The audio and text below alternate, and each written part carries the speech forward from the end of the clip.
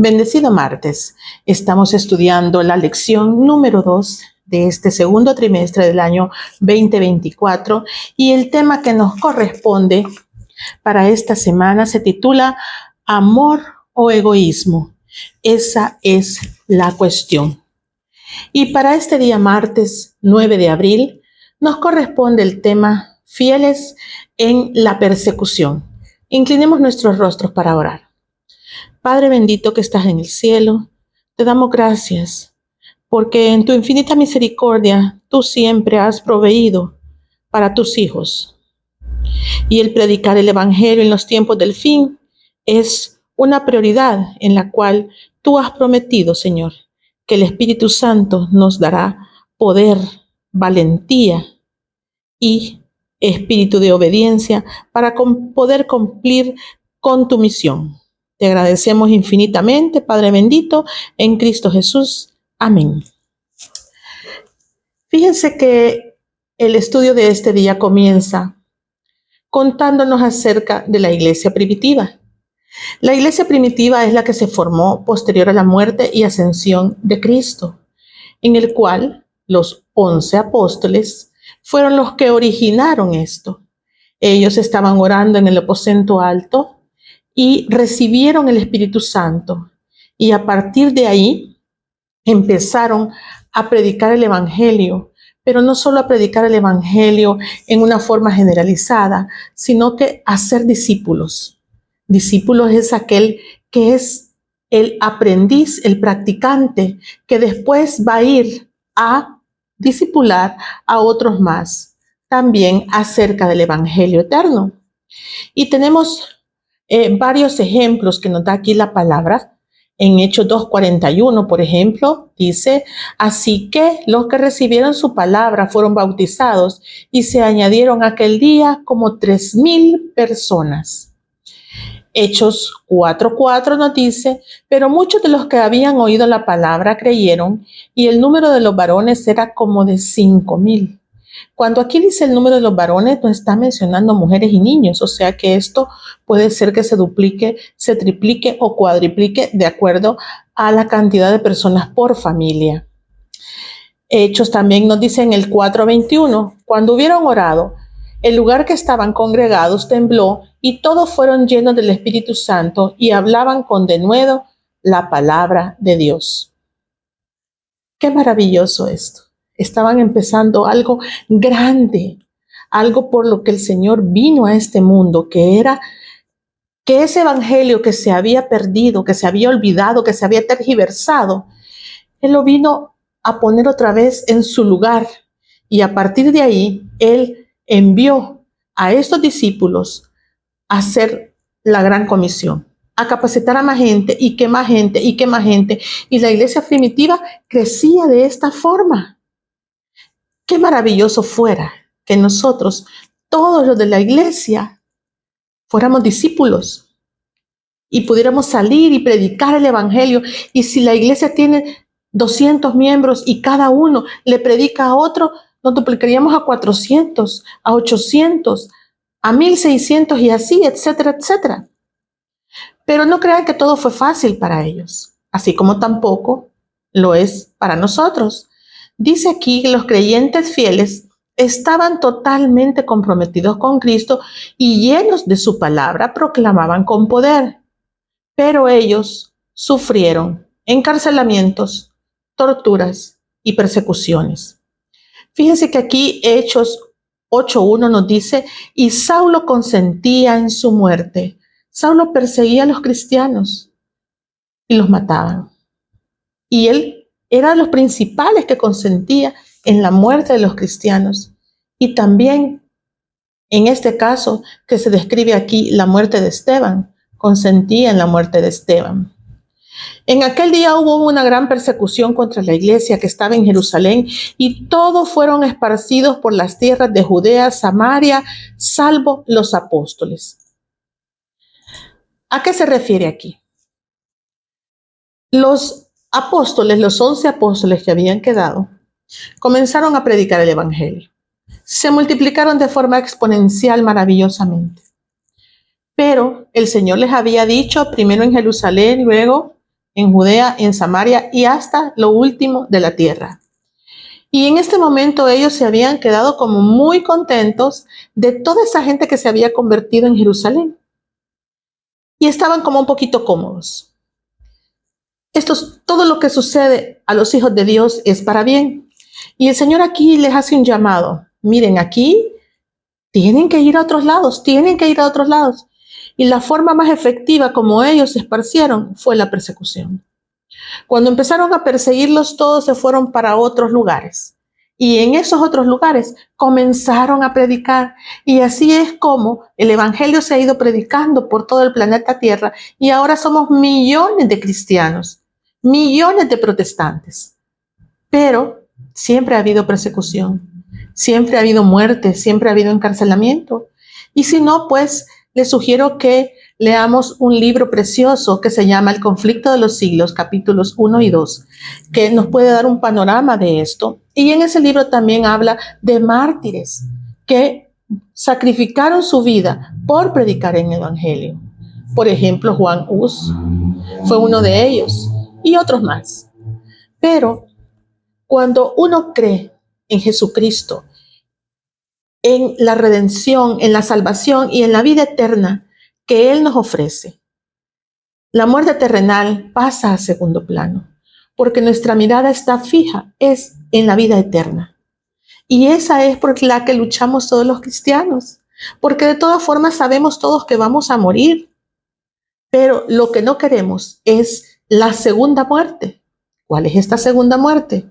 Cuando el Señor venga por los salvos, heredarán la vida eterna, pero los que no son salvos serán resucitados únicamente para ver a Cristo y para recibir la ejecución de su juicio, y ese juicio es la segunda muerte, que entonces es la muerte eterna.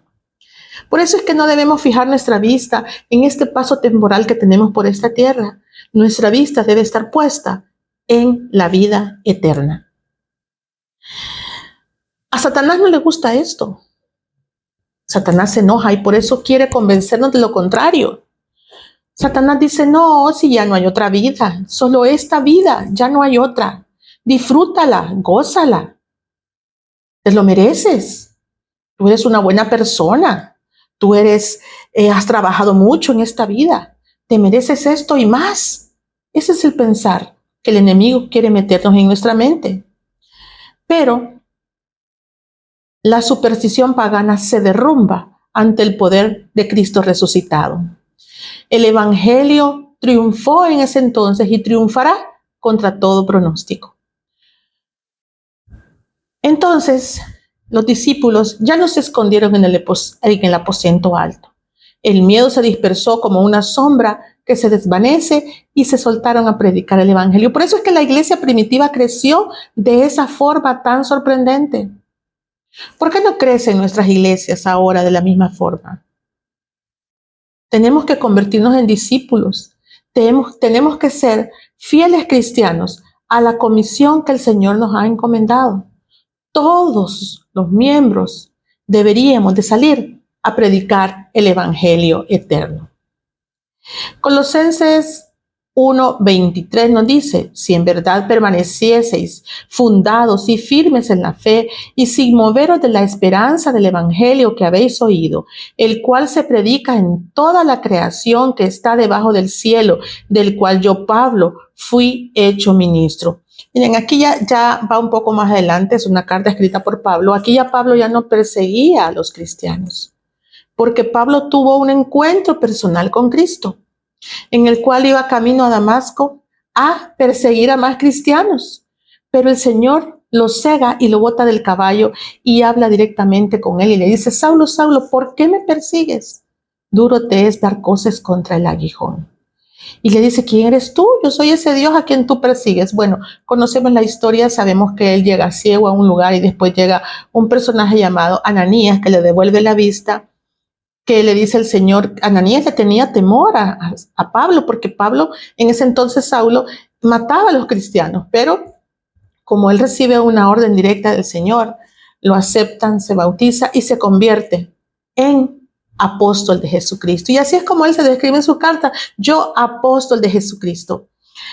Algunos teólogos mencionan que Pablo es el sustituto de Judas, el 12º apóstol.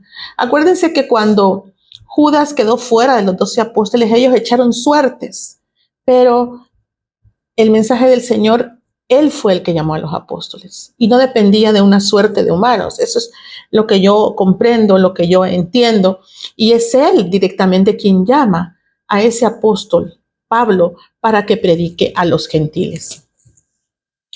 Ahora bien, todos los discípulos sabemos que sufrieron mucho a causa del evangelio. El último de ellos, Juan, murió a fines del siglo I, pero a pesar de que esa gente murió, la antorcha se fue pasando de generación en generación, y así es como han surgido otros mártires en la historia del evangelio en esta tierra, y puede ser que aún falten más mártires, pero el evangelio no se va a detener. Siempre hay alguien que se va a levantar y que va a predicar ese evangelio. Quiero leerles un comentario del Espíritu de Profecía.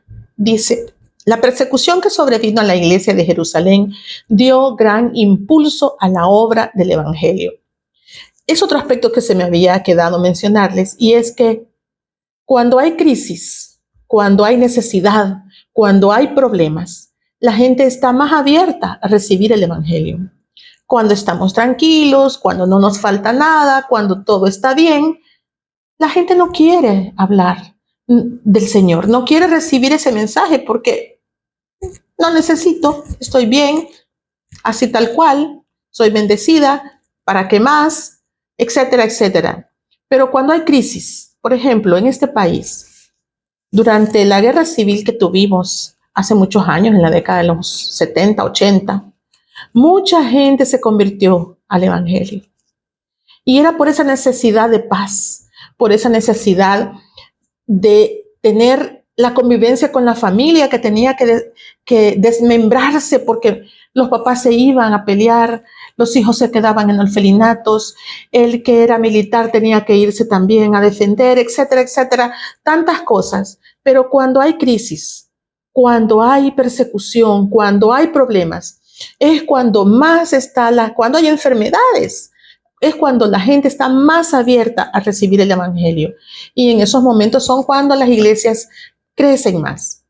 El éxito había acompañado la administración de la palabra en ese lugar. Y había peligro de que los discípulos permanecieran demasiado tiempo allí, lo que estábamos mencionando, desatendiendo la comisión del Salvador de ir a todo el mundo, olvidando que la fuerza para resistir al mal se obtiene mejor mediante el servicio agresivo. Comenzaron a pensar que no tenían ninguna obra tan importante como la de proteger la iglesia de Jerusalén de los ataques del enemigo. Miren, estamos cómodos, vamos cada sábado a la iglesia y bueno, yo vengo a adorar, estoy haciendo mi parte. Y estamos cómodos sentados en esas bancas, adorando, alabando, está bien, pero también tenemos que cumplir con esa gran comisión. Vamos el sábado a recargar energías, a aprender, y eso que hemos aprendido, compartámoslo con los que no lo conocen.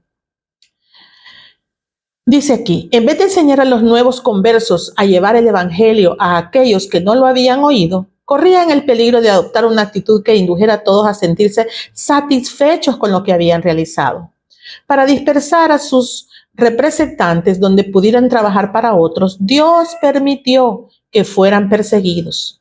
Ahuyentados de Jerusalén, los creyentes iban por todas partes anunciando la obra.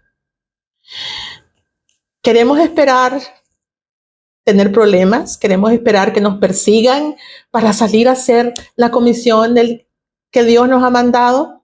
En lo personal, yo no quiero. Yo quiero salir y predicar el evangelio y que el Señor y el Espíritu Santo me acompañen.